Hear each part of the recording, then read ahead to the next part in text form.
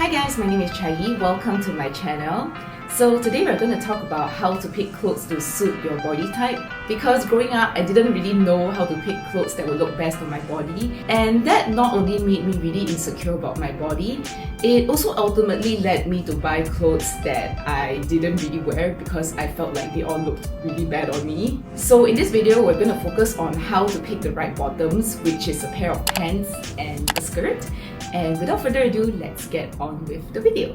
So before we start talking about how to pick clothes that would best suit your body type, we first have to know what even is our body type. So let's quickly talk about that first. There are definitely a lot of ways to describe everyone's bodies because everyone's bodies are unique. But I think for starters, the easiest way to learn how to dress for your body is understanding the different body shapes, like whether you're a pear shape, hourglass, or apple shape. So there are actually a few other body shapes, but to illustrate what I mean by different body shapes, we are going to talk about the pear shape, the hourglass, and the apple shape specifically. So for the pear shape, they normally have hips that are wider than the bust, but also a smaller and defined waist. Whereas for an hourglass, the width of their bust and hips would nearly be the same, and like the pear, they also have a small defined waist. And lastly, for an apple shape, they normally have a fuller bust and less defined waist, but have narrower hips. So right now, before continuing to watch this video, you can either take a measuring tape and measure your bust, waist, and hips to figure out which category of body shape that you fall into, or if you don't have a measuring tape, you can just observe yourself in the mirror and see how does the proportion of your bust, waist, and hips look like compared to each other. So to give an example of myself, I will put my measurements over here. And if you look at my measurements, you can tell that my hips are considerably wider than my bust, but at the same time, my waist is also considerably narrower than my waist. So I would fall into the category of a pear shape. So now on to the main segment of this video, we are going to talk about how to pick clothes that will best suit your body shape. Or actually, to put it more accurately, how you can pick clothes that would enhance the features that you want to enhance and camouflage the features that you want camouflaging. So let's first start talking about the pants, and we're going to compare a tapered slash skinny leg versus a straight slash wide leg. Over here, I'm wearing a pair of black work pants, and I would categorize the cut of these pants as a tapered leg because if you look at the cut of these pants, the legs of these pants sort of taper or narrow down from the hips to my ankles. And now look at these other pair of black work pants. It's more of a straight leg bordering onto a wide leg pant because the cut of the pant leg goes straight down or even borders on flaring a little bit from my hips to my ankles.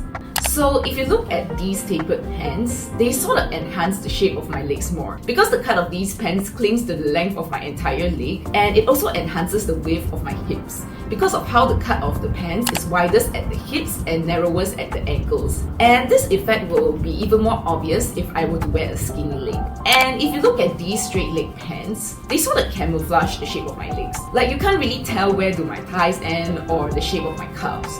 And it also sort of balances out my wider hips with the rest of my lower body because of how the pant leg shoots in a straight line down to my ankles. And this effect would be even more obvious if I was wearing a wide leg pant. So while I don't think these tapered pants look bad on me, my preference here would still be the straight leg because I think it balances out my hips a lot more better, elongates my legs a bit more, and also overall I just find it more comfortable because it gives my legs a bit more room to breathe. Now we're going to talk about skirts, and more specifically the classic black pencil skirt because I feel like most people working in corporate would have this sort of skirt. So over here we have pencil skirt number 1. Honestly, I don't think it looks too bad here, but in real life you'll be able to see that the waist does not really fit me that well and there's gapping over here. And then we have pencil skirt number 2. I don't know if you can tell the difference in this video. It's actually very subtle, but I think the pencil skirt fits me a lot more better at the waist. Like it cinches at my waist much better, and in real life you'll be able to see that there is also a lot less gapping.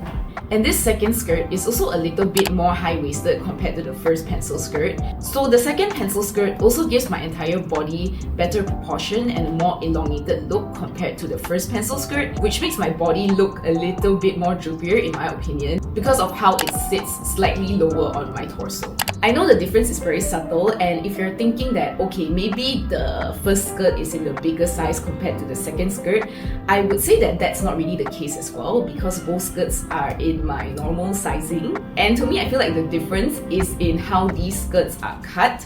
Like, I've laid flat both skirts side by side on my bed, and if you look at both skirts, the waist of the second skirt is ever so slightly smaller compared to the first skirt, but the width at the hips for both skirts are nearly the same.